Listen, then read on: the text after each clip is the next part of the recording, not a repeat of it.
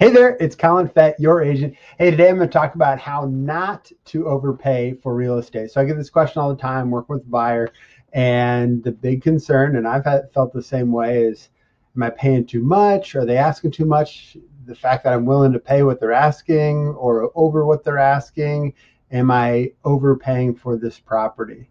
It's a normal fear feeling. When you buy cars and you buy bread, you're comparing and contrasting prices. Am I overpaying? That's kind of like ingrained in our minds to think that. So today I want to talk about why real estate has a lot of things working in your favor to make sure that you don't overpay for it. So number one is the fact of inflation. So if you think about it, when you buy a property, you're putting a little pin in that day and time that you close on it.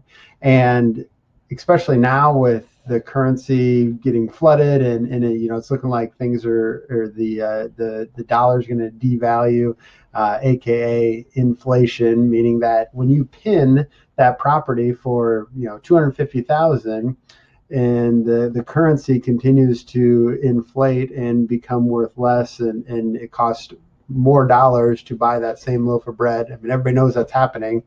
You've pinned it at 250, and so as things continue to cost more, the same things continue to cost more. You've pinned that day and time. So that's number one, is that you have that working for you.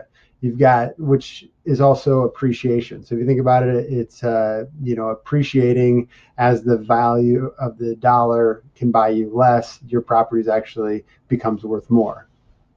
Interest rates, so having a low interest rate allows you to have more of a buffer. So with interest rates being really low right now, threes and twos, yeah, even if you overpaid a little bit for it or you paid high for it, you've got such a low interest rate. And a lot of times it's locked on a 30-year, 15-year, or a 5-7 year balloon, whatever.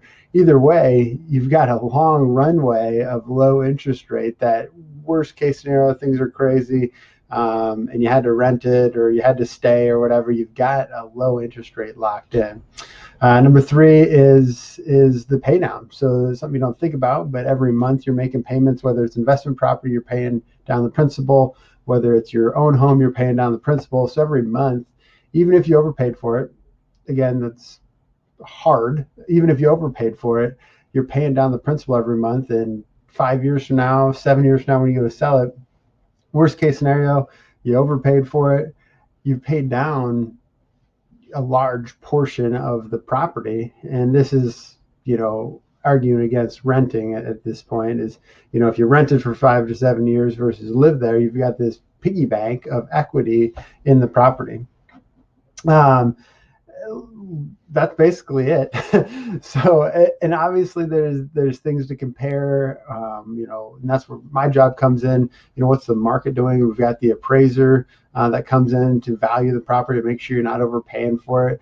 But you have a lot of things working in your favor that even if you did overpay for it, which again, I'm here to help make sure that you're getting good value for what you're buying. But even if you did overpay for it, you've got a lot of things working in your favor that 5 years down the road, it'd be very unlikely that you say, man, I wish I would have paid $5,000 less for that property, or I wish I would have paid $3,000 less for that property. Because usually that's what we're talking about. We're not talking about like, man, I overpaid by $50,000. It's like $5,000 to $10,000. So if you think about it that way, 5 to 7 years from now, when you go to sell it or go to refinance or do whatever, you're probably not going to be thinking, man, I overpaid by $3,000, So anyway, just something to think about, and hope this is helpful as you make decisions on your buying process. Hope you have a great day. We'll talk to you very soon.